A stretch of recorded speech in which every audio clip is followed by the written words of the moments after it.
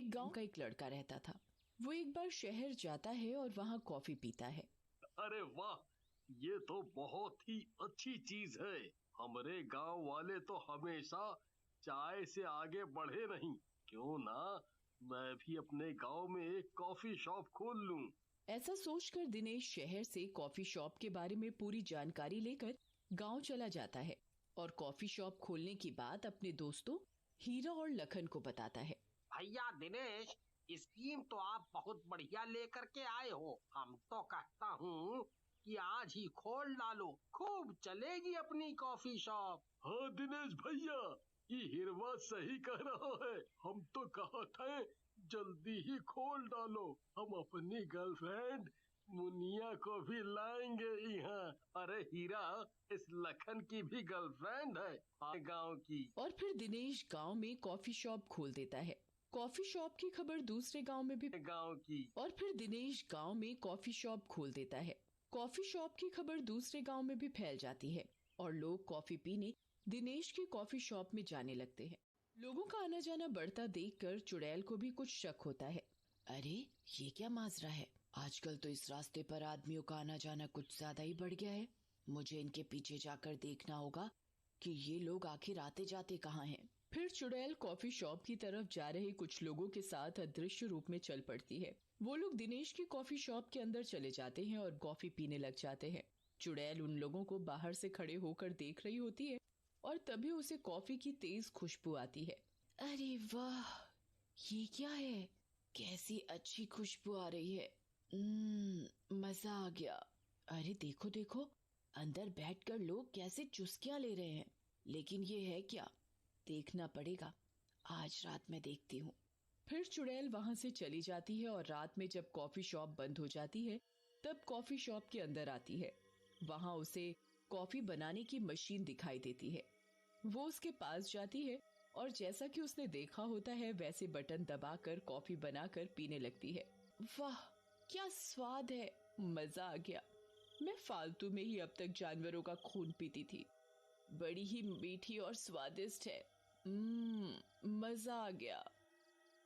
उसके बाद चुड़ैल को कॉफी पीने की आदत लग जाती है। फिर चुड़ैल हर रोज रात को कॉफी शॉप में जाती और कॉफी पीकर आ जाती। एक रात कॉफी की मशीन खराब हो जाती है और चुड़ैल को कॉफी पीने का मन करता है और वो कॉफी हाउस में जाती है।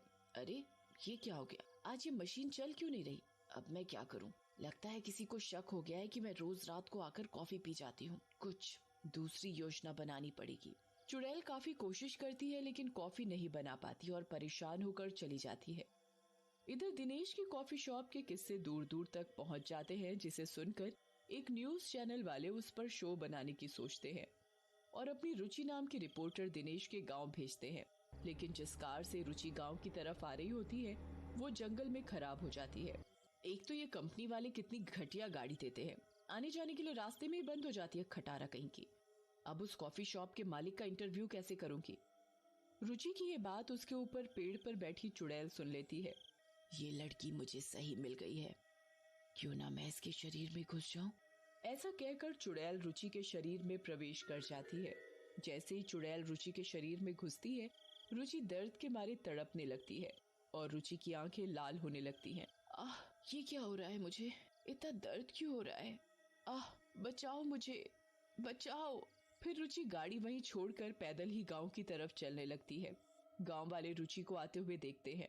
अरे भैया सुनो, एक तो गोरी मैना मार रही है अपने गांव की तरफ। बहुत ही खूबसूरत लागत है देखने में। हाँ। रुचि चलते चलते कॉफी शॉप के पास पहुंचती है।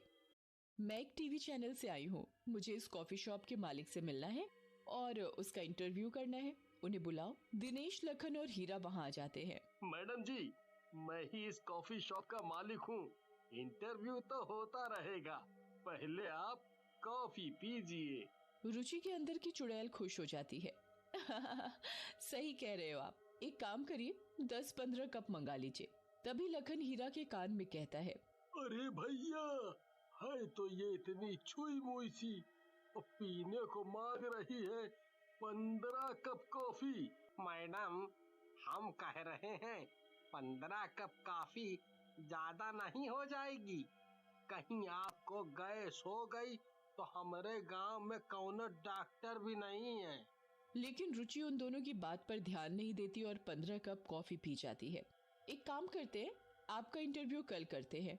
मेरे पास यहाँ रुकने के लिए कोई जगह नहीं है।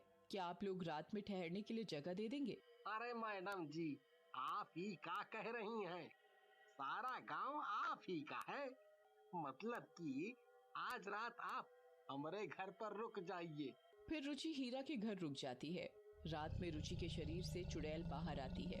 लड़की, मजा आ गया। वाह क्या बात है। तेरी सुंदरता के चक्कर में पड़कर ये बेवकूफ गांव वाले फंस रहे हैं। तू अब यहीं रह जब तक मेरा कॉफी पीने का शौक पूरा ना हो जाए। नहीं नहीं, ये आप क्या कह रही हैं? मुझे जाने दो प्लीज। चुड़ैल और रुचि ये बातें कर रहे होते हैं कि उन्हें हीरा खिड़की से देख लेता है और जोर से बोलता है, अरे ये तो चुड़ैल है भैया, और हमारी मैडम के ऊपर चढ़ी है, बचाओ रे। उसका चिल्लाना सुनकर चुड़ैल बाहर आ जाती है और हीरा को पकड़ लेती है। मेरी बात सुनकर भाग रहा था? मैंने अब तक इंसानों को नहीं मारा था, लेकिन अब जो कोई भी मेरे और कॉफी के बीच आएगा मारा जाएगा। ऐसा कहकर चुड़ैल हीरा को मार डालती है और फिर से रुचि के अंदर समा जाती है। अगले दिन हीरा की कटी फटी लाश गांव वालों को मिलती है, जिसे देखकर गांव वाले काफी घबरा जाते हैं। अरे ई तो अपना हिरवा है। इसका ई हाल कौन किया? इसकी हालत देखकर हमका तो लागत है कौनो शैतान है गांव में।